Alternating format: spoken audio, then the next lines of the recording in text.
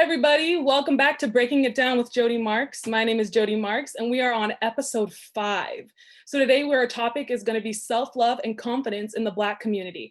And I am so excited to have these panelists with us today. We have Natalie Gray and Desiree Rew. And these ladies are amazing. They embody self-love and confidence. And we're going to see how they got there. You know, talk a little bit, chat. So will you ladies please let the audience know your backgrounds? Thank you, Natalie. I'm Desiree, and I have a bit of what I consider a little bit of a curvy background.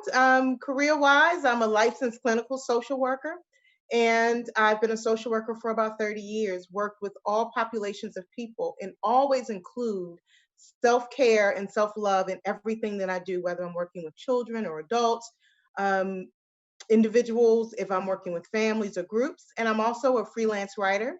I write, my niche is food and travel. And so I've taken my passion and turned it into a little profit and a little project from time to time. So that's what I do. I'm all about people. I've always taken care of myself and taking care of others. This is what I do for a living and for love, pretty much.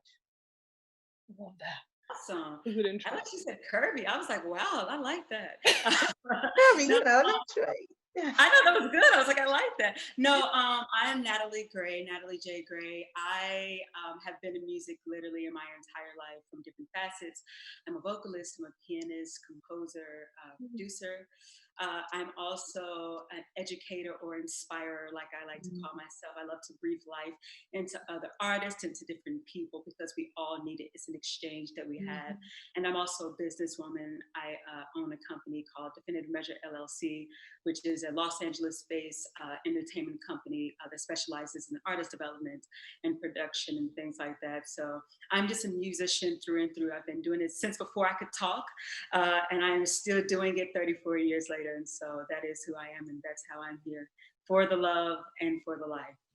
Yeah. I love that you both are giving back. You know, you're not just you're both like helping people learn themselves, because that's both of your professions, you know, and I love that. That's just amazing. So I also want to ask, what has been your own journey towards self-love and confidence? Have you found any bumps in the road? Oh, God. Oh, yeah. Go, Natalie. Go, Natalie. Go, Natalie. Go, Natalie. You'd be like, so do we have time? Maybe No, it has been a journey, to say the least. I am so proud of the progress that I've made. And that is actually why it is so important for me to always have this sort of dual thing in my life where I'm pursuing my passions, but I'm also breathing life into other people, because there were so many things that I wish that I had. And there are also things that I didn't have and now I'm so conscious about instilling into other people, right?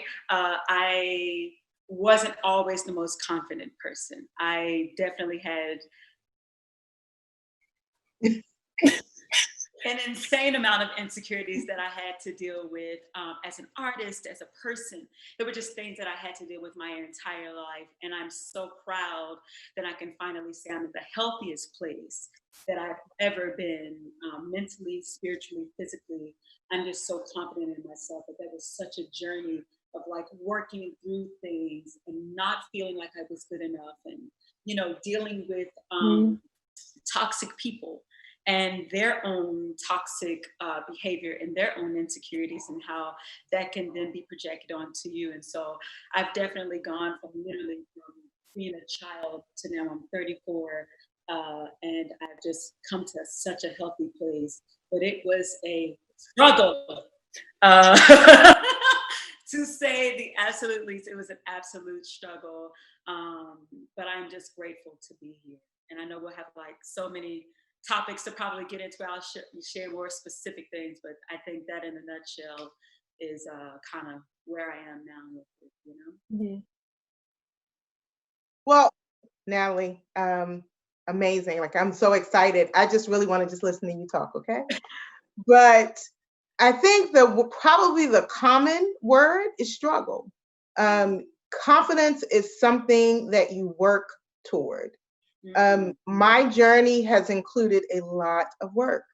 I have been, I was bullied as a young person because my hair wasn't long. I was bullied. I always wanted what I didn't have. I wanted to be light skinned. I wanted to have long hair so that I could bump it up like everyone else. I've always compared myself to something and I never came up long. I always came up short. And when I turned 40, you know, when you have those birthdays that have the O's or fives behind them, you start really looking at your life. And I had to ask myself, is this what you want to be doing forever? Is it a bad relationship? Is it a bad marriage? Had a bad marriage before that bad marriage. So it's been a lot of work to get where I am. And then I decided to choose me. And I literally decided that I was good enough. And I decided that I liked myself, all of me, the curves, the rolls, the short hair, the long hair, the everything. And once I decided that I was good enough, it was a struggle to get here, but it has not been a struggle to stay here. The struggle to stay here has really been for other people who, when you decide that you are good enough and you hold your ground to you, it shakes other people. And so really, since I turned 40 up until now, I'll be 51 in October, the journey for others, it has really been for others, not for me. So yeah, so how did I get here? A lot of work and a lot of struggle, and I made a choice, and I chose me. And that's how I got here. I love it. First of all, yes, 51. You look Hey. good. Okay. Hey. Y'all look good. Okay, black is beautiful. You know. What they say. You know what they say. You know what they say. You be like I'm 150, you know. You're right. When you say, you know, struggle, you know, for the Black community, self-love and confidence is such a struggle in the times that we live in, you know, like you said, whether it be hair or skin color. Why is it so important to have a self-love and confidence in the Black community? Well, I think that it's important because it's sort of the platform that we fly from, right? And I think that as a woman and as a Black woman for a long time, we have a different code of what beauty is. What beauty is in the Black community is curves. It's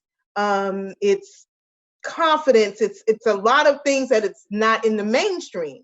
And when you really don't know who you are, you get confused. And so I think that it's such a struggle for us because we get to this place, but we get confused because what's important to us at home or what we hear is important aren't the things that we see or that we're told is important in beauty and confidence. So I just think that it's important because we make decisions off of how we feel about ourselves, right? When you love yourself, you can love others. When you love yourself, you can receive love. You can never get, no one will ever love you more than you love yourself, period. And that is seen and felt in the way you parent, the way you work, the way you shop, okay?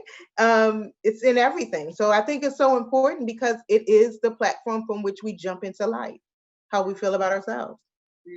I love that. I think that self-love and confidence beyond on a Black level is a human thing. Yeah. Right? And so it's important for anybody to feel great about themselves because when you have that mentality, then you do things a little bit different. You have this awareness about yourself. And it is my personal philosophy that when you have this awareness for yourself, you can not only appreciate and love the things that you do, but you can also appreciate what other people do. There's not this competitiveness. There's not all these other things that stem from it, right? So that's on a human level. And I say that because, probably a little bit down the line, even when you do get into racism and hatred, that makes me think that you don't like yourself because you hate me. That's a whole nother conversation, right? And so I think that within the Black community, it's important for us to learn who we are, because I think the intention from the get-go was to shape our minds to forget who we are. Correct. Because if I forget who I am, and if I don't know who I am, then what I start doing is I behave in this lost manner, sort of to the way that you were speaking of, Desiree. You know what I mean? And so when I don't know, then here's the situation. I now put myself in the position to allow other people to misuse it, to use what I have. And define it. Define it. And that's why a lot of times you do see in history, I'm big on, for like younger people, to teach them, not that our history starts as slavery. No. It starts well beyond that. I'm really big on, even in the class that I would teach at AMDA, and Jodi was in my class, I would always highlight all sorts of artists. I think that's one of the things I could really appreciate about going to the illustrious Howard University, was that they taught. Well, thank you. Yes, ma'am. HBCU in the house. Yes. What I love about it was that we didn't learn about things that the traditional education. It was from every perspective. So you got to learn about Black classical composers. I had the opportunity to meet, people like the great late Jessie Norman, right? And to speak with her and have this interaction with her. And for me to see a Black opera singer, was huge for me, because growing up, I had such a vast background in different things that I did, right? Like I always tell people a part of my, I really walk into the gray part of my name, in the sense of there's so many shades of Natalie Gray, Natalie J. Gray. And it depends on the music that I come from, because I come from a classical, I studied classical piano as a kid, but I also studied gospel in church. And then I, toured and did things as a kid singing, with gospel artists, but I also did show choir, and then I did jazz voice at Howard, and so many things, right? But I remember being a kid going to that conversation, and again, the self-love, not having people that were always interested in what I was interested in, right? So I had moments when, like classical piano, I didn't know a lot of people, that looked like me, that did that. And so there were either people that could, speak life into that and encouragement, or there were people that, because of their own ignorance, would make fun of you and different things like that. So now you're confused. Now you're trying to figure out what's going on, right? And so again, there's just so many stories that I had like that, where I was not sure, taking myself into the narrative of self-love and confidence, where I was not sure about who I was. So I either was always seeking it from people who would never give it, and they were never the people that needed to give it in the first place. Or I was, getting it from different sources, or seeking it from different sources, or you're being abused by people who know that you're good, but they'll never tell you that you're good, for their own selfish reasons. Oh yeah, all these different things. So again, going back to that narrative of, again, just having that awareness of who you are, seeing yourself in different shades, so to speak, seeing yourself in different lights, seeing that there are surgeons, that there are, that we're genius, we're brilliant. Do you see the things, even on Instagram, do you see the things that we create? I mean, all sorts of things. But when you don't know, that's the problem, because now it can be misused. Now you don't know. And now you feel like, again, you have to fit into this narrative of who you have to be. You have to sing this type of way. You have to be this type of way. We spoke about that a little bit about Jodi, just in different genres, about how you have to be this. There's this narrative, right? But when you know that there's endless possibilities that go with this array of all the shades of who we are as a people, not just with Black people, but people in general, right? But when you understand that, you can really do some, amazing things, and you can walk in confidence, Yes.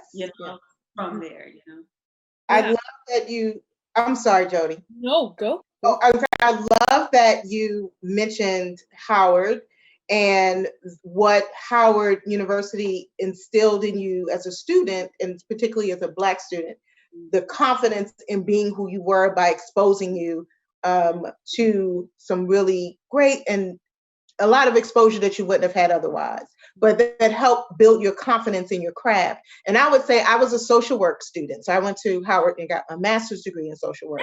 And that is the one thing that they said to us, you are a social worker and you create the narrative for the people you work with. You don't allow others to tell you how to work within the communities that you work in. And that, for me, was permission to express and show in the way that I worked, what I wrote about the communities that I worked in. It provided me, they told me to be confident about who I was because of the training that I was receiving, and that my voice in this world of social work deserved the respect because it was an educated voice. And so you mentioned, that is something we talk about HBCUs, and people say, well, why just go to a Black college and university? Because for many of us, the exercise of confidence comes from those places, because they teach us in that way that when we leave there, we are confident about who we are. We are starting to develop it. You might lose it along the way because life pulls you, but at the end of the day, you have a foundation that you come from.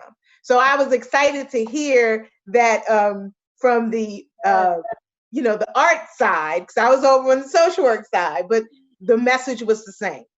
You are good enough, and you go into this community and you do your craft and you stand on it. So I was happy to hear that. I love that. Just both, like, hearing you both come from Howard. I went to a school in Maine where it was all prominently white kids for my first college before going to AMDA, where I met Natalie. She was my first African American teacher.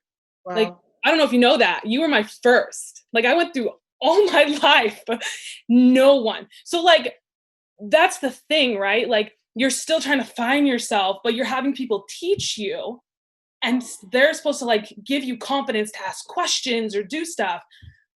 But that's so different, because Natalie honestly was like the first person I could go to and be like, hey girl, I have a question, and like have a one-on-one conversation and actually be like, I don't feel good today, or like, I don't feel good about myself. She'd be like, let's talk about it. Here we go. But no teacher ever did that with me, Mm-hmm. So it's like funny to hear that, because now I'm thinking, yes, you do find your self-love and your confidence in, like, creating that environment for yourself.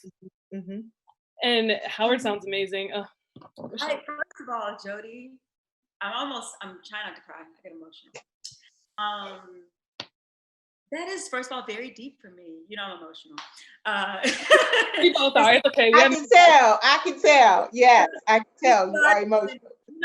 It took me a long time to get to the place to feel that's a part of my freedom, to be able to express my feelings, and to not hold them in, and to not feel like I'm weak by doing it, by saying, this is that. So that's also a part of growth, being able to stand in your strength and also be strong enough to express, but that just kind of, I never knew that I was your first queen of color. Yes. That's inspiring. I had so many students come to me that's expressed that sentiment, or would just say, especially, they were like, I didn't know you were the professor, because I, had my hair, and sometimes I'd come in with People thought you were a my student. heels or my Timbs, and different things like that. And just to hear them say, I looked up to you and you inspired me to do different things. And, I even had kids from different cultures and nationalities say, you were my first introduction, to people of color. And to know that I could inspire them. That was their first interaction because their interaction was from television or, whatever the case is. So that's just very deep.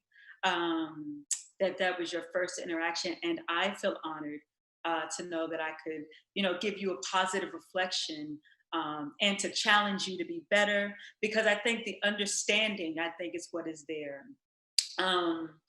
You need people to get it. I'm really big on exploration. I've always been like that, even as a kid. I liked different types of things. I like to travel. I like to read different types of things. I had friends from all sorts of backgrounds. I went to predominantly white high schools and different things like that. And so I had all sorts of people that I interacted with, right? But I think that it's important to have people that reflect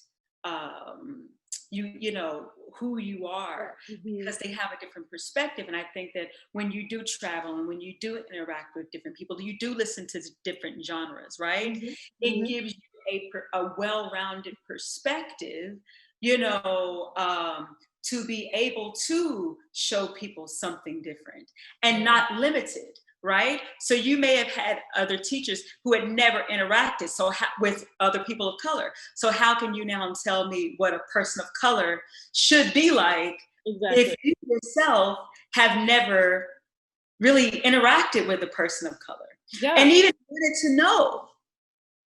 Right. Even if you hadn't really known, even just wanted to know. That's why I shout out, P3 Theater for even exploring. Yes. Exploring. It doesn't mean that you don't love yourself. I feel like this shows me how confident they are, that they're, they love, like, oh, it doesn't take anything away from me to have this particular conversation. Yes. Right. So I just think that just that interaction alone is just very inspiring. I have to digest that a little bit more, that I was your first person. Yeah. I mean, growing up, really, positive representation growing up was like the oldie artists that my papa would introduce me to, or, you know what I mean? Or like my parents would introduce me to. And growing up, I was like, oh, the oldies. And then I'd go to school and they'd be like, Disney Channel. And I'd be like, all right. But you know what I mean? Like the positive representation isn't always there when I was growing up, or any person of color growing up, like in toys, in TV and film, where the slave or the gang member, or you know what I mean? And then you, as a kid, you look at that and then you see, well, what's my worth? Like, is this the standard of beauty? Because all you see is a sea of Caucasian dolls, but no doll looks like you. And then you go, am I pretty? Like, that's what goes through your head as a child. And I remember my mom was really good at this, because I think she picked up nah, this is not it. So she got me an American Girl doll that looked like me. And I remember feeling like, oh my gosh, this is me. You know what I mean? Like, just that joy it brings to a child. Like, oh, I'm not ugly. Like, they have dolls out there that look like me.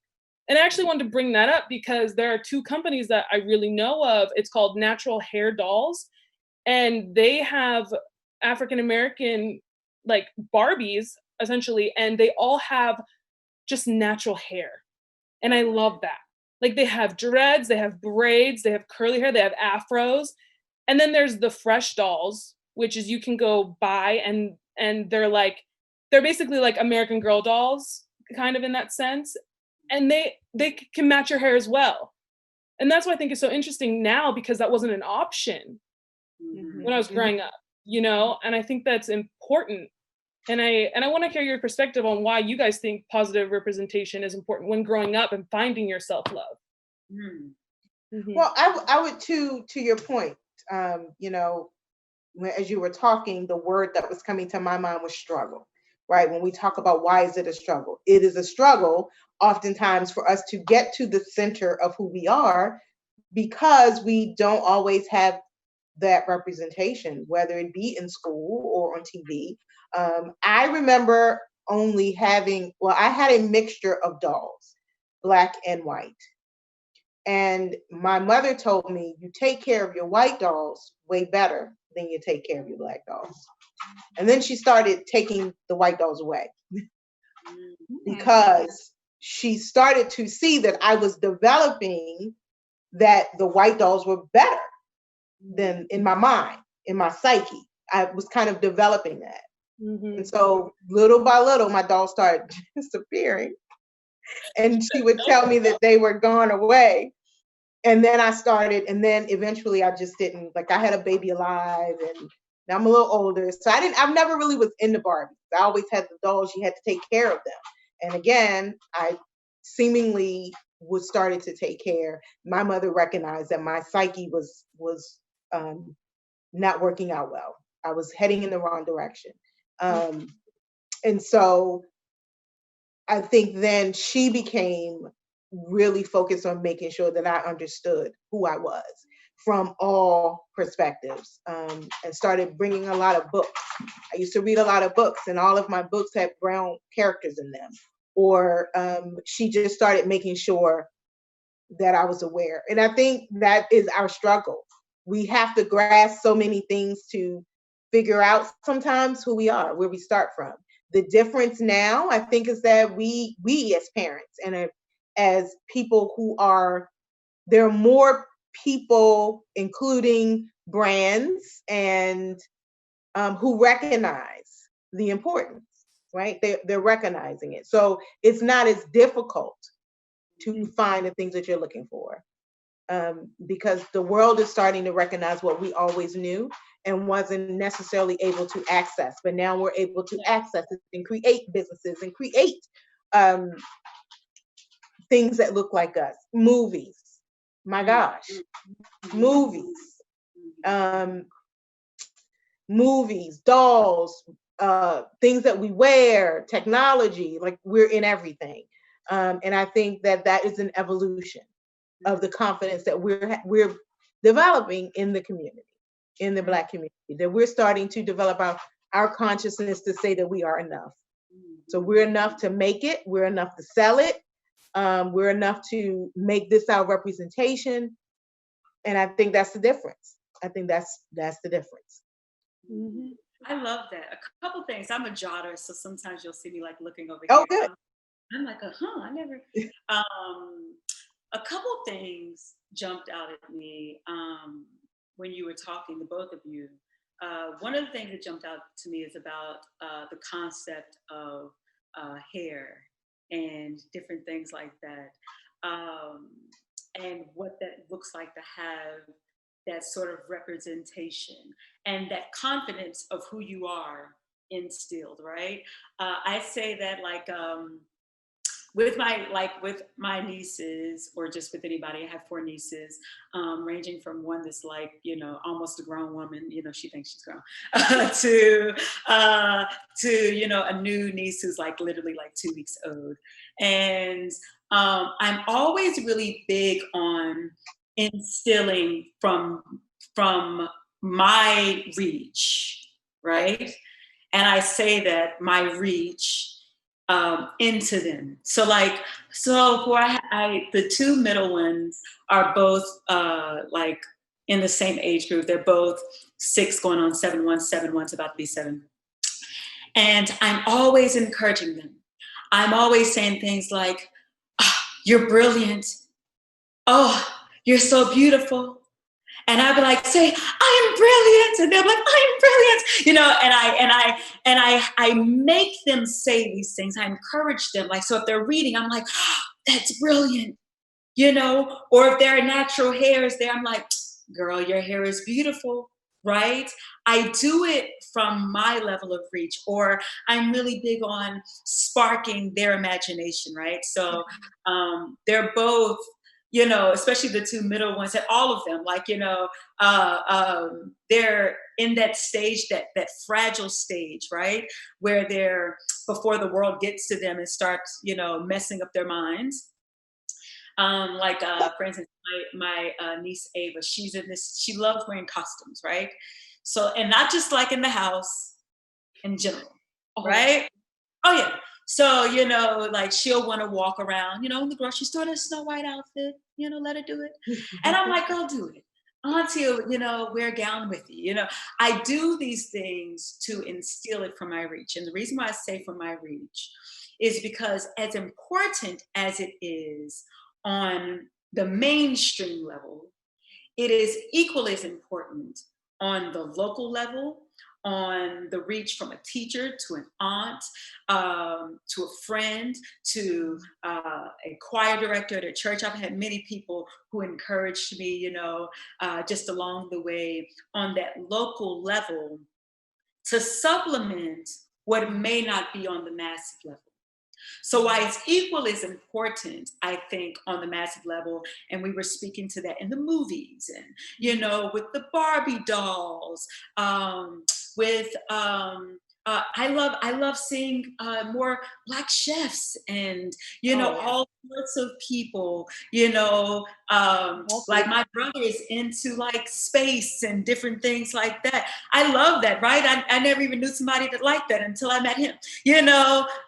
Or just to see people that do different things within your reach, right? It kind of makes me think of the Bible when it says first in Jerusalem, then Judea, then Samaria, and so we have to make sure that we are all doing our part, right? The village is doing their part to say, yes, we want it in the movies, but yes, we also want it at a local level.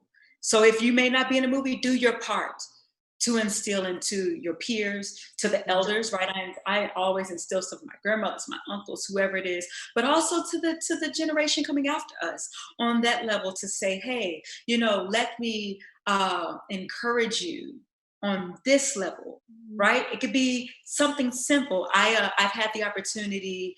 I always make time. I don't always publicize it, but I always make time to instill in sometimes underserved communities. Even when I was in school, in college, I was teaching and I was vocal coaching for different artists and arranging, but I was also like a performing arts director for, like a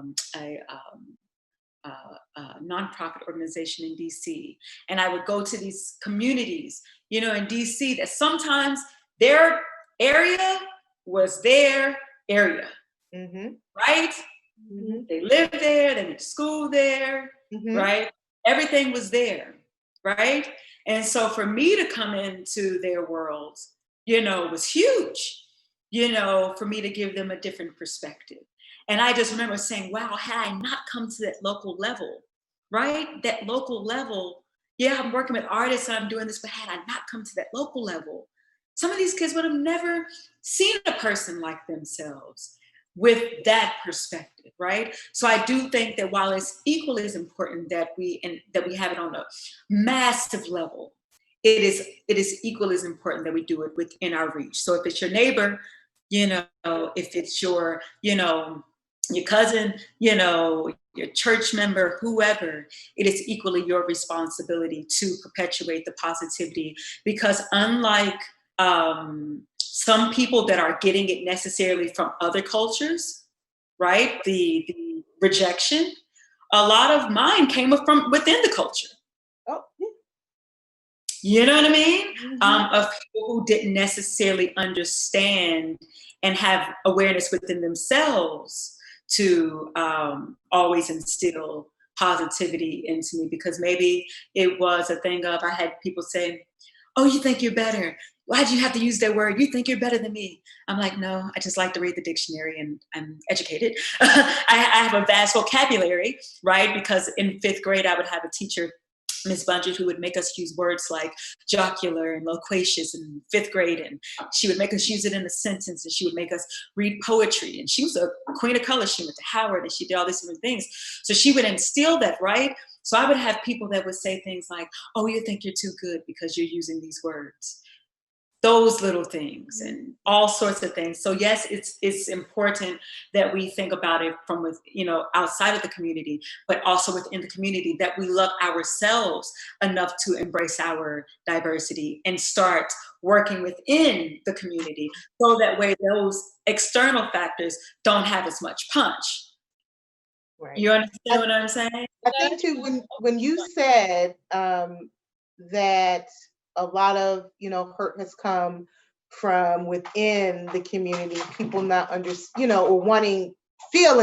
trying to make you feel a certain kind of way because you are expressing your confidence, is exactly to what I was speaking about when I first started talking, that when you choose you, sometimes the difficulty is not so much you, but in other people. And them, when you recognize your queendom and you start living your life in that way, it can impact other people. And so you have to know who you are in order to move from that. I love everything that you have just said about starting in your circle. Like, Jodi, I'm trying to figure out how I can sign up to take Natalie's class. I need to be sitting at Natalie's feet. Okay, I need to be sitting at your feet, sis, because you are spitting so much wisdom right now. But it is so true that we do have a responsibility to each other.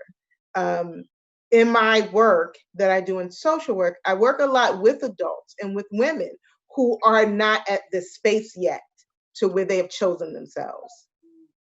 And because for some reason choosing yourself feels selfish. And historically, Black women have always been nurturers. We have been the one that have taken care of everyone. Our men, other people's children, our children. And so it is always to get to a place where you put yourself first. And it's a difficult journey to get there. So even in working, not only instilling that in very young minds, in the very young psyche, it's also important, we do that same work with adults, people who are still learning how to love themselves. And that's so real. There's so many women that are still learning to be confident, self-confident, not confident because someone told them they were good. Mm-hmm. Self-confident that they start. So many people are still trying to get to that journey. So that's one of the things I try to just model the behavior and give people permission to choose themselves, because it's the quest of everything. I love that. I wanted to speak to something. I know you probably have to move on, Jodi, but I love what you were talking about with adult women, right? And people in general. I have a couple of workshops that I'm going to be doing soon. And one of the things that we do, it's like a finding your voice workshop, because a lot of the work that I do in my own personal teaching methodology is helping people get back to the confidence that they lost along the way, right? A lot of people, adults, are hurting because of child things, right? Mm-hmm. Something that happened. And that's why if you pay attention, I always tell people that the devil, the enemy, whoever you want to call it, mm-hmm. the goal is always to get the children. It's always to get you along your journey. It's always meant to knock you off before you get to that place of confidence, right? Because if I can instill these things along the way, children are naturally confident. If you pay attention, they're naturally confident, right? As I remember as a child, I was I was just Natalie, right? There were things I loved, and it was just who I am, what it was, right? You pay attention to children. They want to wear their hair the way you want to wear. I'm like, okay, they do it. It's all right. They want to express themselves. They want to do certain things, right? But as you start to get older, you have those people who say things about your hair. You have people that say things about the way that you talk, the way that you look, the way that you think, right? And so if you don't have those people along the way, people that I had or people that I didn't have saying, you can do it, you can do it, you can do it. Case in point, I remember as a kid, I was always again in music. My grandmother would be like, she's a genius, Natalie's a genius, right? And I remember being around 12 years old. I was taking piano for several years, classical piano and singing in church. And I remember going to a choir rehearsal, and everybody was like showing off like, what they could do. right, on the organ and on the piano. So I was like, they're like, who doesn't just sing? Who plays instruments? So I'm like, oh, this is the time. Y'all don't even know. I've been doing this for years, right? And so everybody's showing their gospel chops and all these different things, right? And I get up and I played Bach, right? Right? I played Bach. Yes, you did. Yeah. And they laughed at me. They laughed at me. They laughed at me. And it wasn't that the kids laughed. You know what hurt? That the adults laughed too. There was no adult that could say, wait a minute, maybe y'all just don't know about Bach. Right. There was no adult that was educated enough to know that Bach was actually a church organist. It could have been Right? a teachable moment. How would you say? So that could have been a teachable moment. Teachable moment. But there was no adult that, while they're making fun of me, could say, oh, y'all just don't know. Y'all laughing, but y'all don't know. There was nobody there. And I remember, because at that time, I used to go to the Bogart School of Music. And then at that time, I was actually taking piano lessons with a professor at University of Louisville. And I just came in one time and didn't want to take piano lessons anymore. And my grandmother's like, what? She probably doesn't even know this. Granny, if you're watching on the Facebook, as she likes to call it, this is what happened. I just didn't want to take it anymore. And it was because I hadn't found my tribe of people, the nucleus that I was around did not supplement who I was. I loved classical piano, right? I love gospel, music to the core, but I also love classical piano, right? I listened to Beethoven Moonlight Sonata every day for about a month. I'm sorry to my sisters if you're watching. I listened to that every day for about a month. Moonlight Sonata, where I could literally sing it. Every night I would listen to it. That's the first thing I bought, right? I asked my mom to buy for me. I loved it, but I stopped playing it at that moment because I didn't feel confident.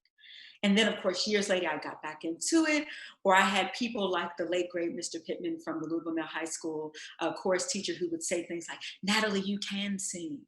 He would do things, but I had people that didn't understand my voice, and they would say, oh, you can't sing. Or I would have an innovative idea to do something and they would belittle it, right? And so I had different experiences, right, that made me not confident. Or if I had ideas that maybe people hadn't done yet. A good example of hadn't done yet, I remember in gospel choir, we was asked to sing a solo. Everyone had to sing a solo. And I decided to sing Total Praise by the great Richard Smallwood as a solo. Now, at that time, Donnie McClurkin hadn't done it, and it was not the thing to do, right? Yeah. They laughed at me. Oh, who sings a choir song as a solo? That's so silly. I mean, and I heard people, they didn't say it to my face. I walked past people and I heard them laughing at me, right? Of course, years later, Donnie McClurkin does it. All these different people did And they're it. like, oh, it's amazing. Oh, they're like, it's amazing, Mm. right? But I didn't have the confidence. So it took me years to get confident in my voice, years to get confident in my musical genius, years to get confident in who I was as a pianist, years to get confident in the beauty of who Natalie was totally, because I did not have people on those local levels saying it. And going back to the narrative of those women that you work with, Desiree, that's a lot of the reasons why they don't. Because maybe they had an innovative idea, or maybe they didn't have somebody to encourage them along the way. And you look up and you're 50 and you're 60 or you're 40 and you're 30 and you don't know who you are because you have been shaped by other people's ideals of who you are, or their limited ideas of who you are. And now you're lost. And now you're trying to figure out, where do I go? Who am I? What do I do? And all these different things. So I just wanted to speak to, I know I kind of, but I wanted to, share my own experience, but I think that's a big reason why people lose it along the way and they become adults and they're lost. Yeah. No, this is actually good because we actually have two questions that on the Facebook. One question is, how do you encourage those with less confidence? You want to speak to that? Yeah, well, one of the things, first thing I do is really try to understand where it is, but to encourage a person with less confidence is to really, it's to understand their fear. What is it that you are afraid you will lose by being confident, by showing up? What is it that you believe, right? So the only thing that matters is what you believe. Someone says something negative about you, it's only true if you believe it. So what is it that you really believe?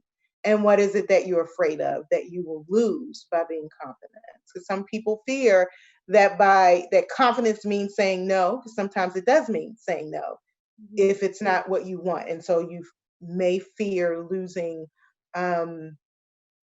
approval. You may fear losing status or position. So really just asking yourself those two questions. What am I afraid of losing? And I guess that one question, what are you afraid of losing? What does being confident, what will it take away from you to do that? So I would encourage someone to ask themselves those two questions, like honestly, themselves, whether it's through journaling, but just keep asking yourself what it is, because confidence is something that lies in all of us. It is just, there's a reason why we choose not to bring it forth. Mhm. Why is it so hard to be honest with ourselves though? You know, like how do we get to that point? Because so many people are hiding within themselves. Well, I think a lot of people are hiding within themselves because of um, what's externally happening. Again, it something is going to happen when you stand up. You are at risk, right? You're at risk of um, possibly being rejected for what you believe. You are at risk for not meeting someone else's expectations. And so some people feel that that is too much of a risk. And so they want to they don't like where they are, but where they are is comfortable. Hmm. And a lot of people are risk averse, period. As Natalie has so eloquently said, that when you stand in your own space, sometimes people will laugh at you. Sometimes people will not believe you or not encourage you. And for some people, that is more important than not. It's more important for them to be approved of.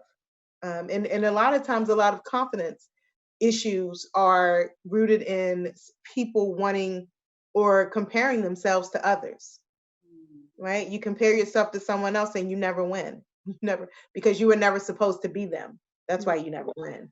But a lot of, there are a lot of other underlying issues. But I can imagine for some it is difficult, but it doesn't mean you can never get there. You have to choose yourself. Yes. And all that comes with it, which may even mean people not agreeing or understanding or people turning away. But that sometimes comes with choosing yourself. Yeah, and I think especially for people of color, we're always taught to be the quiet person, don't speak out, don't Because it's a risk. There is a risk to doing that, right? We all know that there is a risk. It's become like a survival technique. I guess It is a survival technique. Yeah. Like you hunch your shoulders, you make yourself little, and that's the thing in finding your self-love and your confidence is you become taller, you speak out, you have a voice, you're not voiceless. You can make a difference, and you just need to find the confidence to do it. And to be okay with the consequences. I say this all the time. I show up in every room that I go into the same way, because I decided a long time ago that I have a standard operation of being, period. It does not matter what you have on. It doesn't matter how you do your work. I show up the same way. I dress for work. I don't care if I dress up for work. And I don't care if I work in a very casual environment, I'm always going to come to work dressed. That's my standard operational procedure. And so sometimes that comes with some risk of people not understanding me, of people misinterpreting my confidence for being intimidating, right? I've heard that a lot. You intimidate your coworkers. Well, that is something that they'll have to deal with, because I only show up one way. I'm not accountable for their feelings. because I'm being confident. It's the angry Black woman, right? We heard hear that that a lot. And a lot of times it's attributed to aspects of self-confidence. And so there is some risk in being who you are sometimes, but to me, the risk is not greater than the reward. And the reward for me is that I'm always honest with who I am. I'm always honest with who I am. And Yep. And when you say the angry Black woman, we all heard that, or the intimidating. I've always looked at that, like, it took me a really long time to look at this the way, but I've always looked at it like, no, they're just scared of what you can do. Facts. They're scared of what you can change. They're scared of the power you hold, and they know how good of a job you're doing and how they are doing mediocre work compared to you. Like, you know what I mean? Like, if you really look, the only people that are saying that are people that they're scared that they're not doing enough, and they know it. But to find that and to know that is one thing, and then to actually like do something, you know what I mean? It's like that thing, everybody just needs to find that strength within themselves.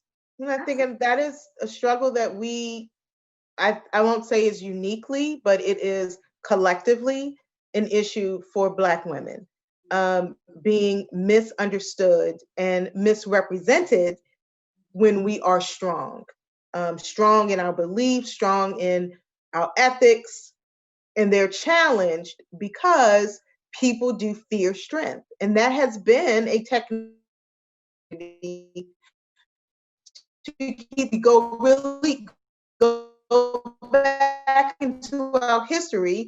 That is exactly, that's one of the ways that systematic racism continues to rear its ugly head, by continuing to put into place things that sort of strip that confidence away from you. And so it takes a lot to overcome that. It does. And that is why it is a struggle. That's one of the reasons that it's a struggle. Natalie, I'm sorry. No, I'm listening. This is a conversation, right? You inhale, you exhale. I am really taking in everything, because I love conversation, because you get to see that everyone deals with a lot of the same things, and even if it's not necessarily in the same form, that with a lot of the same things. I absolutely agree that a lot of it is the fear of what you lose, and you have to be willing to take that risk to lose, because I have found that in losing things that were unnecessary in the first place, it made room for people and for things that serve my highest self. You understand what I'm saying? It made that sort of room for that. And I've gotten to the place like you, where I'm like, this is who I am. I've gotten to the place where I've given checks back, where I'm like, God bless you, because you're going to bring me down. Being involved in this business relationship, this romantic relationship, whatever sort of relationship is going to serve, it plays into the narrative that I've fought so hard to get out of. You know what I mean? Maybe if you called me a couple of years ago, I would have been able to tolerate it. Today, I have no patience. My patience is thin, but I'm like, nope, I can't do it, because that's going to bring me down and to that way. And so a lot of people, when I do like vocal coach, or I teach workshops, I have people, again, when you teach people who are less confident, it takes patience, right? Because again, you don't know people's backgrounds. There were a lot of people that missed my own insecurities, and they maybe could have viewed it another way. But had they taken the patience and had the patience to have a conversation, they would have known that what it really was, So it takes that patience for people to get into it. And again, what you said, Jodi, about people looking within themselves, you have to be willing to go deep, right? You have to be willing to really go to a very deep place, and go to all those places we sometimes like to throw, in the back seat or in the trunk and say, we'll get to that later. You have to be willing to go to those deep, dark places in order to get to those rock bottom places and deal with those insecurities and deal with those things in order to allow your full self to emerge, So I was piggybacking off what both of you guys said about, again, the fear. There are people that have gotten if I call it out because I'm a straight shooter, I've been in sessions where I'll say something that challenges that fear. And I've had people be like, either they cry and they're like, oh, no one ever has called that out before. No one's ever seen that. No, you see me? I'm like, oh, I see you, honey. I was you. Mm-hmm. Or I've had people to get upset because they're not ready. They're not ready to go there, right? Mm-hmm. I've had people to get upset and then they've emailed me like 2 or 3 years later and say, you know what, Natalie, I was in your class or I was in this thing and you called out something that I wasn't ready to look at. I'm ready now, you know, but I wasn't ready. And I'm sorry if it came off wrong or whatever the case is. But again, it takes people having that willingness to, number one, look at themselves, picking back up what you guys saying, but also, what will you lose? And you're not going to lose. Every person that I lost was necessary. I don't even talk to those people today. All the people I was trying to keep around, right? Mm-hmm. Not even here. Now that I'm at my highest self, you're not even here. And I was afraid of losing you, the person that kept me negative about myself. I was afraid of losing you. Goodbye. Right. That is the key. But when you say that, you know, like scared of, because there's people that I've been like scared of losing, but at the end of the day, I'm like, bye. But that's the thing. I feel like we keep those people in our lives because they're like a shield for our, you know what I mean? Like they're like a protective kind of thing before you get to yourself. You know what I mean? You can hide behind them and you don't have to be real with yourself. And maybe at the time you believe what they're saying. Yes. So when you don't love you, then you can accept when someone doesn't love you too, right? Because it is validating what you feel about yourself. But when you start loving yourself more, just a little bit every day, you start to really see that whatever this relationship, this conversation is not loving because it's so different than what I say to myself, how I feel about myself. So that is a surefire way to know when you are heading in the right direction toward yourself, is that when you can really start to see and hear, then your word, you see it and you go, wait, no, yeah, you talking to me in a way I don't even talk to myself, right? But I think I will always say this, that no one will love you more than you love yourself. And I think it's a fear. I think it's a fear. It's a death thing, right? I think that it's a death thing.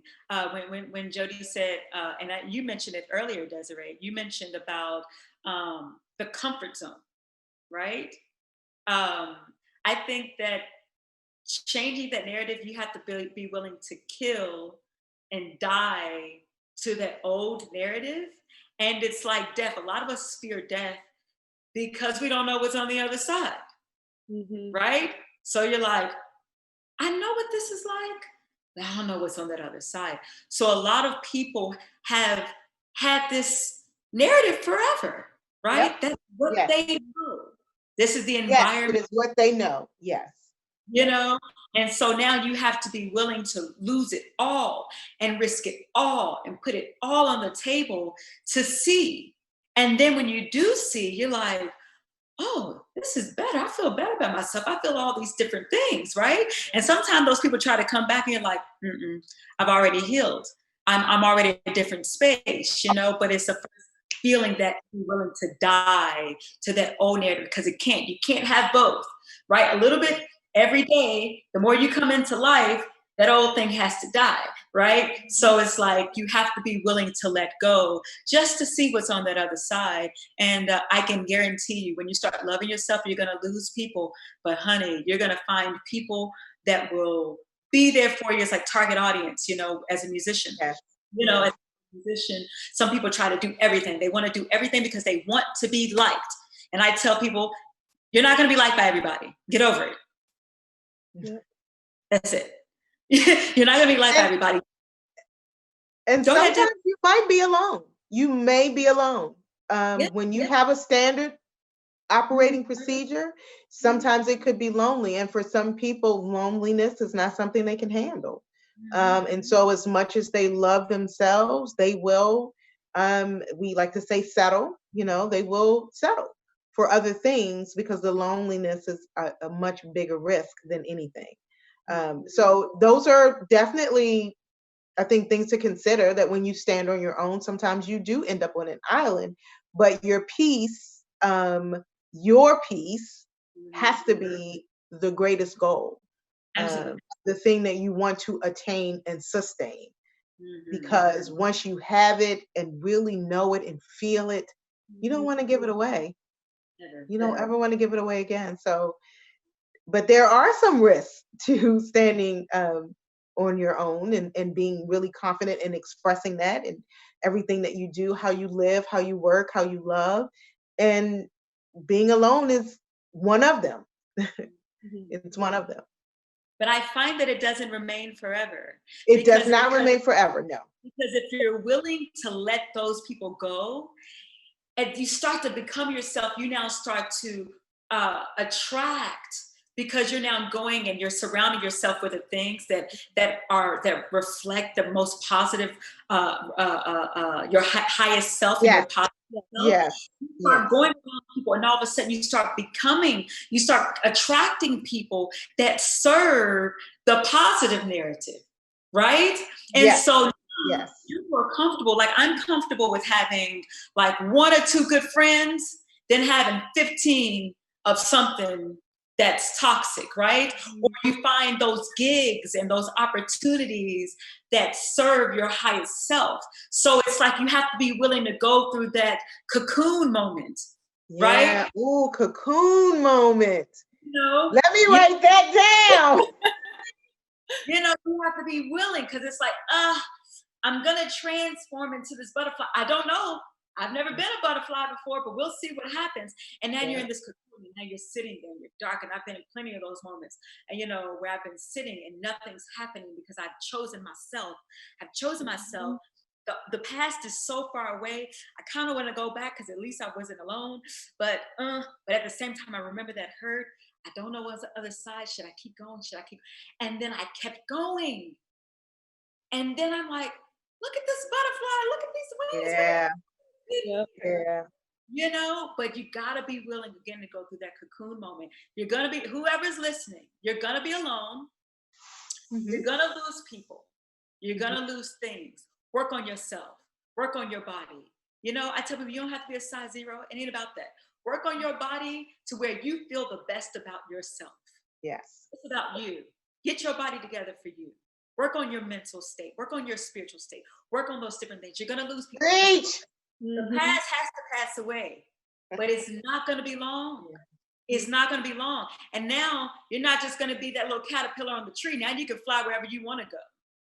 Now you can go wherever you want to go, right? But just kind of hang on there. Hang on.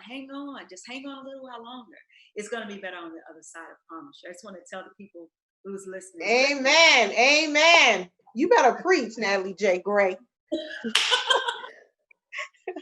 I actually have another question going back. It says, what are your views on colorism in our community and the damage that it does to our community? I can go. Do you want to go? You go. Yeah, you go from that one. Start on that one. I think that it is so strategic and intentional.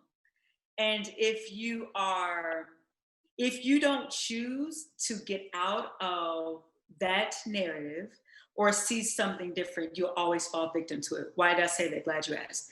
This is the reason why. It was absolutely strategic to divide us. That's the point. That has been the point from all along, is to divide us, right? Racism in general is meant to divide us, right? I have a song that I wrote, it's in my catalog, it's not out, but it's in my catalog, it's called Blinded by the Green. And it talks about, and I wrote it when everything happened with those protests in Charleston. And I was watching everything that was going on.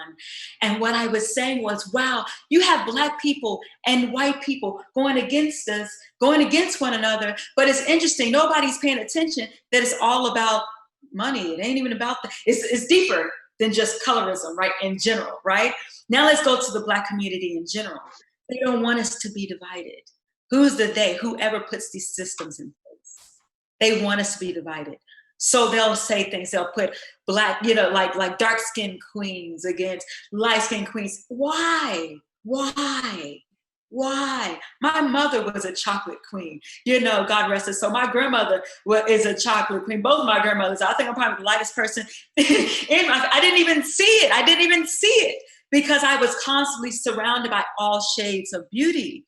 But there's this stigma that's placed on us, and it's very real. I didn't even realize it, how it affected sometimes, my chocolate queens, and different things like that. I didn't realize, how it could have affected us. So I had people that would make comments against me, because maybe they had their own insecurities and now they thinking I'm better. I'm like, I didn't say nothing about that, or whatever the case is. So it's all this system to place us against one another because they know if we stop thinking so shallow to a skin complexion and all those other things, now there's a bigger issue because now we're unified.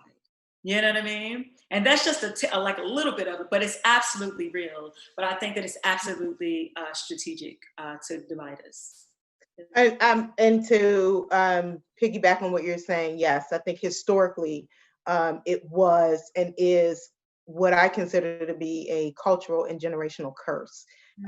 We all know, if you know the history of slavery, that the darker skinned slaves were the ones who were working the fields, and the lighter skinned slaves, and the reason they were the lighter skinned slaves were because they were usually the children of the masters of the white plantation owners or workers who were raping and having affairs and doing whatever they wanted to do with Black slaves.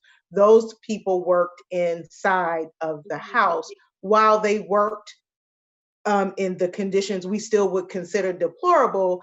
They were different than the conditions of the Black slaves or the darker skinned slaves that were working in the field. And so in that comes a very natural human reaction to colorism, right? And so generationally, that curse has translated itself down over the many generations since slavery. We do know there's plenty of research out there that shows that people have a more favorable reaction to Black people who are not dark-skinned, Black people who are fair-skinned. They have more fear reaction to Black men who are dark, to Black women who are dark. The darker skinned people historically have had difficulties with being considered smart or being called out as just, or only focused on where they look, and it's been negative. So colorism is real. It has always been historically, I believe, division, and it is our cultural curse, one in which we are still ourselves getting over. As I said, when I was young, I wanted to be light-skinned. I really did, because I always felt like light-skinned girl, and I tell all of my girlfriends that are my good friends that are light-skinned, and I used to, I always say, oh, you're gonna get it because you're light-skinned. Light-skinned girls get everything. Which is not true, right? We all have the same probability of getting something. But that is what I believe, because light skin is closest to white skin. And when you have a inherent and unconscious belief that white is right, white is better, which is the thing that we fight, that unconscious thing that we have to fight sometimes, then you tend to keep colorism alive. Luckily, things are changing, and we are more in tune and more ready to be in tune with all the hues within our community, right? And so colorism, while it is still, I think, in play, I see a change in it. I hear it less and less amongst children, less and less. And so, but it is still something that we have to address, and we have to address it head on. But it is our generational curse. It is our cultural curse that we can find. It finds its roots in slavery. Can I piggyback off that really You quickly? can. You know, Oh, it's so. you're talking to Jodi. I'm sorry. I didn't know if she had to. can. So I didn't want to mess up the conversation. But listen, I think that it is so important, and the reason why it's dying down is because of conversations like this, right? Conversations are more open, and I think that's why, I have my own thoughts about why things are trying to be censored. And you have social media where you can interact with someone in India, you can interact with someone, even when we see what's happening, with police brutality. These things have been happening. It's just that now is on social media, right? Or these different things where I can see what's going on, right? I can have these interactions with people and people that may not be heard, right? And so it's important that we have these conversations because, again, you could have felt like to be of a lighter complexion meant it was easier. And in my mind, I'm like, huh? Yeah. So if we never had this conversation, or if I always tell people, or if the conversation was already on the defense, because even if you have a conversation with people, sometimes people still don't want to hear it They don't because they listen.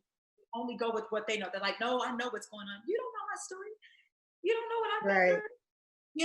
And so it's a thing where these conversations need to be had because, like I said, I didn't always know the struggle of of chocolate queens of color, because my mother was one and my grandmother was one, and they were just as fierce and owned it. I didn't know, that was the case. And of course, again, then someone could feel like I feel like a way, and that's not even how I feel. Right. But if we Right. have these conversations, then we don't get anywhere. You could feel like I've had people, even just going down to colorism or just being a female, of people saying, oh, you said the smarter thing. I've had people like, oh, she's beautiful. Like, and she's smart, as if because you're this way, You're not then Right. right. smart. Right. Like, oh no, I'm a genius. You know what I mean? I'm brilliant. I'm a brilliant queen of color. But at the same time, how many people wouldn't have thought that had they never interacted with me, because they just think, oh, you're just this sort of phase based on the limited resources that they've had through limited communication. Right. And just imagine if we have had this conversation when we were young, right? When I had all of this misinformation, to have actually had a conversation to say, no, Desiree, that is not true, right? How far along? I'm here now, but it took me time to get here, and how I would have gotten here so much sooner had I'd have had those conversations when I was younger. And thank goodness we are having those conversations now with our young girls, because we recognize how important it is to instill their queendom in them now, right? Yeah. So they can operate from a place of love. Yeah. But a lot of people our age also need to hurry up and get past certain things so we don't perpetuate that. Well, then that Because is true. we Yeah. break the curse. You know what I mean? We can break the curse. We have to instill into our Black boys and our Black girls and all sorts of people not to perpetuate that curse. At some point, that thing has to stop. We have the power to make it stop. We just have to make sure that we don't perpetuate the lie. Because and I think that we are seeing that. I mean, when you look on television now and in everything, you're seeing all hues, right? You're not just seeing light-skinned Black women in leading roles. You're seeing all hues of women. So everybody is, I feel, maybe not everybody, but a lot of change has happened. So I feel like we're moving in the right directions. We're definitely moving in the right direction. I think that kids have access to a lot of what we're seeing, but sometimes they don't. And sometimes the only thing that they do hear, is maybe their mama's comments of, girl, let me get this nappy hair. Oh, you're gonna need a perm, you're gonna need a relaxer. Yeah. You see what I'm saying? Now they've seen it on TV, but who is most immediate to them? Yeah, that's true. Right? has said something like that, or in their family, you know, has said something like that. And yes, they have this maybe these access to these TVs. We don't know, you know, what every child is watching. And I say that because, you know, being a person that does travel a lot, sometimes I'll go to certain parts, you know, in certain cities where they're a little far behind, you know, with what's going on. I know living in LA, and you know, I was exposed to so many different people and different things like that. Right. But you know, growing up, I'm from Louisville, Kentucky, right? And so now we see different people and we see different things going on. But growing up, it was black, it was white. You know, you a couple people, you know, that sort of thing, right? I go to some cities where it's still that. I've been to some places where they're still behind, you know. And so what's going on in their nucleus, in their hometown, in their family, at the kitchen table, are those little plugs, because maybe your mama's insecure and now she's saying something to you that's you know, messing with your mind. And yeah, that's why you see that person on that TV, but you hear what your auntie said, or you hear this different person, or you'll hear something if you do have a cousin that maybe has hair that's straighter than yours. Oh, her hair is easier to manage. Good. Just those little Go ahead. right? Those little cues, not knowing, girl, you're beautiful regardless. But again, the mass, you see that mass perspective, which is so important for those kids. So if they do got a mama and then they go to TV, they're like, oh, that's me. Or they do got somebody that said something, that little seed. Because we have to remember, kids don't have experience, right? They don't know anything. I always tell, like my niece Ava, she's always like, let me do it, or you don't. I'm like, girl, you're 6. Okay. you only have 6 years worth of knowledge. You don't know nothing. Okay. I tell my students, you know, at the college, I'm like, honey, I've been 21. You're not pulling it over these eyes. You don't know enough. Okay. Relax. You know, and so they don't have enough information, right, to decipher, because maybe the only thing they know. I remember in some of my really insecure moments, I would talk to my best friend and I'd be like, the whole world thinks this about me, and I'd be venting on, you know, to her, like, the whole world doesn't like the way I sing, the whole world doesn't like my musical. And she'd be like, who is it? And I would name about 8 people. And she said, so the whole world is 8 people now? So the whole world is 8 people. And I'm thinking, that is true. But because those 8 people were my world, that's what I saw, right? So it's important. Again, I think that the global change is going to be so impactful, and it is impactful. But again, it's that global, but it's also that local, very immediate, you know, reach that's also important. And so for anyone that's watching, it's the responsibility of the masses, but it's your responsibility as well to grow up, to look at yourself, for you to heal and to move forward, so that you can, in a proper way, pass the baton to the next generation and the next generation and the next generation. The way over time we erase this curse, you know, over time. But you got to start and do your part, you know. As my answer. Yeah. So there's a question that I actually really want to answer before we have to get going. It says, a lot of what you are saying is also true in the white community. Can you discuss why the challenges for self-love and confidence have extra challenges for Black people and people of color?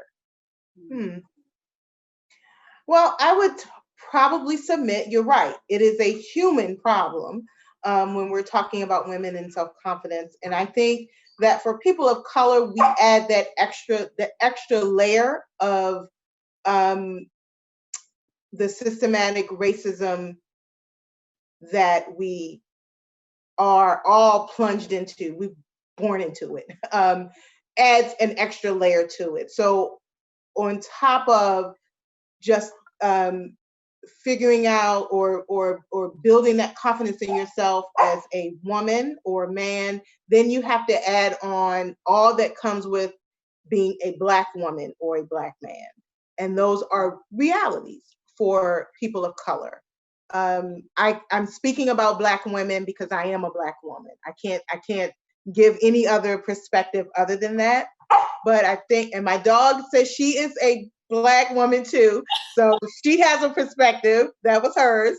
From the Beagle perspective, she has issues as well.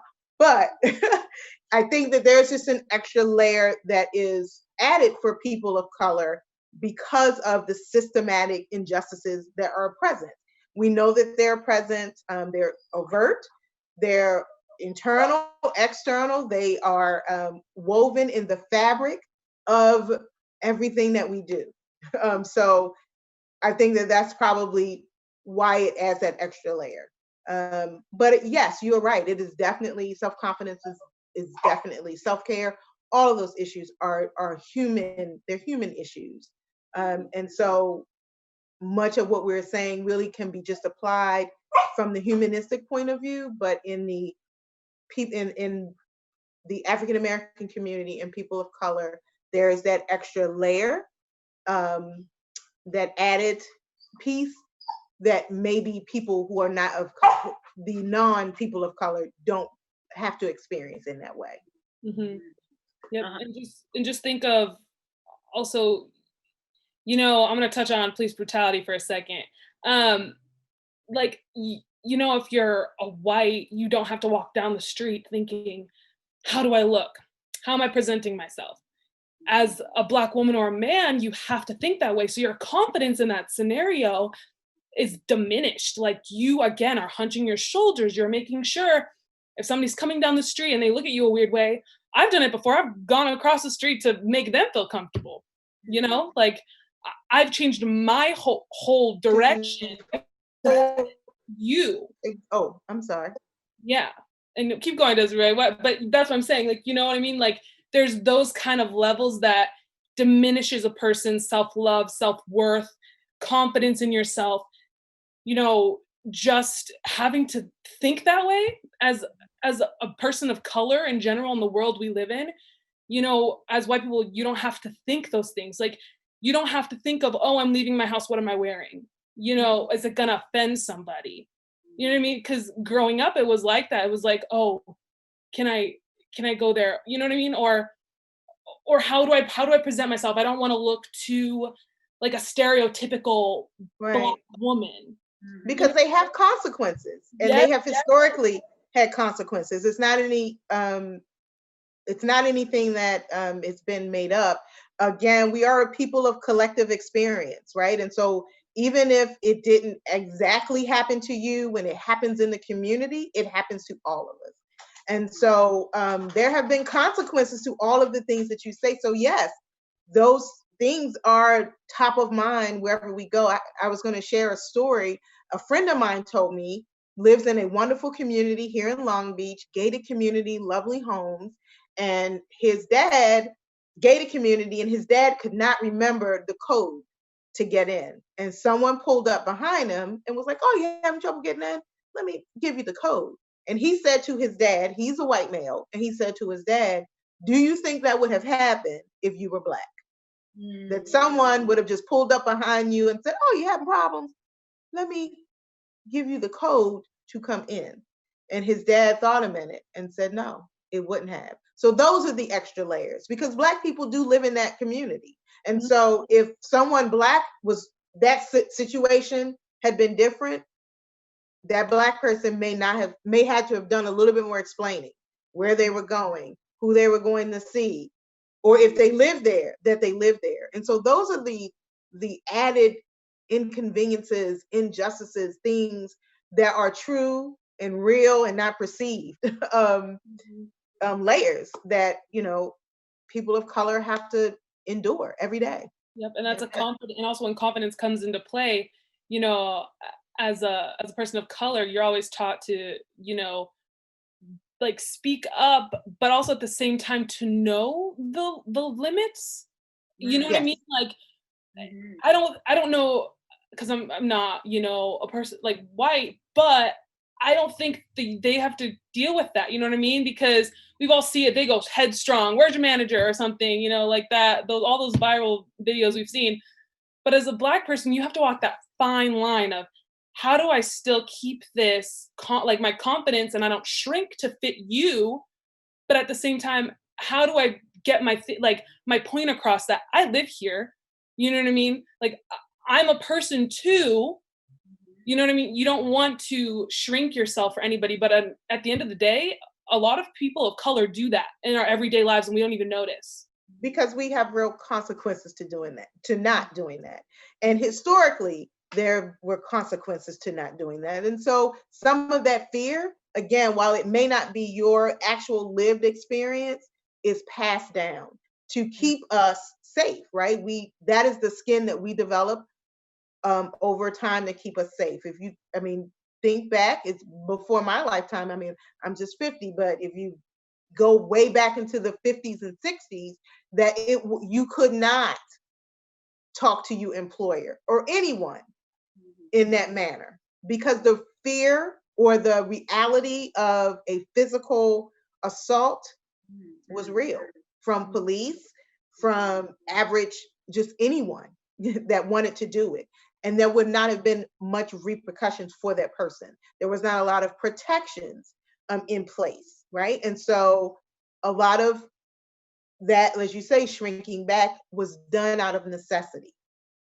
It was just done out of necessity. And that's sort of that unwritten rule that we pass down. This is what you do. It's necessary that you don't, stay calm. We always tell, stay calm, don't get loud, even when you want to, because it's out of necessity. And it is a layer of our existence that not many, I don't think everyone has to experience, to your point, Jodi. I love what you said, Jodi. You said, I'm a person. And I think that's the problem, is that, again, a lot of the issues, the fundamental things are human issues. Mm-hmm. We're all, as a people, already dealing with trying to come into yourself. You're already dealing with, I always tell people, like, I don't have time to be anybody else. Natalie wears me out enough, right? Like becoming Natalie and who she is already a lot. So I don't have the energy to now try to be somebody else, right? So on a human level, that's what we deal with. But again, there's this added layer there that was, again, systematically put in place to keep us at a certain place, in my opinion, because of another culture's own self-hatred. You understand what I'm saying? And not necessarily a particular person, but whoever put a certain system in place. Because if you feel like if we both run the race, right? And you feel strong enough that you've got the goods to win, you shouldn't have to hold me back to win. You don't have to cheat if you know you got it. You know what I mean? So, that's a whole nother sort of conversation. But again, going to the narrative of there is this added layer. And it also goes into the Black Lives Matter thing, the whole Black Lives Matter versus all lives matter. No one said, that all lives don't matter. And no one said that by saying Black Lives Matter, we're saying that we want to be above everybody else. We're just saying, again, going to that human level, everybody can start from the same place. Everybody should be able to deal with the natural struggle of coming of age and a human growth. That's what we should be dealing with. No one should be that added, because life is stressful, because we all still have the same issues. We all have the same issues in the sense of, losing people, losing loved ones, coming into ourselves. Again, that's why you have to have these conversations, because you'll see that, there are white people that dealt with their dads not being in the household. There are white people that lived in impoverished situations. But because we don't have these conversations, we don't know that, right? And I think, again, going to the whole Black Lives Matter, it's not saying that all lives don't matter. We never said that. You know, I think Black people are some of the most inclusive people ever. You know, let a white person come in the cookout, we're like, what's up, girl? Come on in here, get you a plate. You know, like that's just who we are. We're very spherical people. We are inclusive. That's who we are. Mm-hmm. We're just saying, we're not saying that you can't be included, or we're trying to put ourselves in hierarchy. We're saying, put some respect on my name, and you know, and space to, on a human level, deal with the same things that you deal with. And if you find that, you'll find that we're similar, but you'll also be able to appreciate my uniquenesses, and I can then appreciate your uniquenesses, because we all bring something different, right? The eyes bring a different thing than the arms and the toes and the elbows, and everybody, if we're all, I love that, to our strengths, we can all make this thing work. But if you're so insecure, again, going to that insecurity, if you're too insecure to let me shine, then that's something to do with you. That ain't my issue, that's your issue. Mm-hmm. That's all. You know? Oh, I could talk to you guys forever. Yes. But we are gonna call it a night almost. You're the queen right there. Yes, both you queens. Yes. But before we go, we are gonna show Natalie's new video, Color Theory. Nice. Yes. But before we go, Natalie, I just want to let you have a moment to tell them what Color Theory is about. Yes, so I was so fortunate to link up with a brilliant fashion designer, Angeline Ronique, who actually wrote a poem, spoken word, about what's going on in the country right now. And, you know, with her being in fashion, she has some amazing things. I can't really talk about them. That's going to stem from this. So this is not the only thing that's coming from this, but it basically talks about what does red, white, and blue mean? From everybody's perspective, from the people of color's perspective, right? You know, because there's so much controversy with the flag, and you're disrespecting the flag. But let's talk about what it looks like from our perspective, and not just our perspective, but dealing with, again, the social issues that we're dealing with in the country, but universal equality in general. So it's a little bit more. And if you stay tuned and go to like social media, and you'll see more behind the scenes of more in depth about what the song means. But of course, you know, art is in the eye of the beholder. So check it out, watch this video, and just glean from it, from yourself, and just absorb from it. And you tell me what the story feels like for you. Yes. And on that, we're going to go to the video. Thank you all. I hope you stay and watch it, because it's amazing. And have a good night. And know you are enough, too. Okay. You are enough. You are enough. And thank you, Jodi, for having me. Yeah. Thank you. Thank you, too. Thank you both. Have a good night, everyone.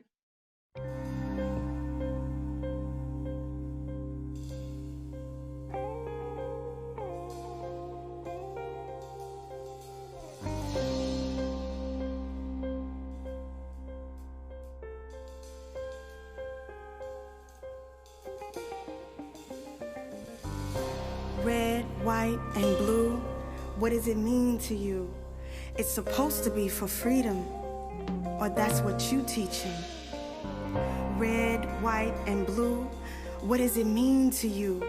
That same red, white, and blue kills me and you. Or is it you and I? The last I heard was I pledged allegiance to that red, white, and blue. Or is it an eye for an eye and a tooth for a tooth for every soul hung from American roots?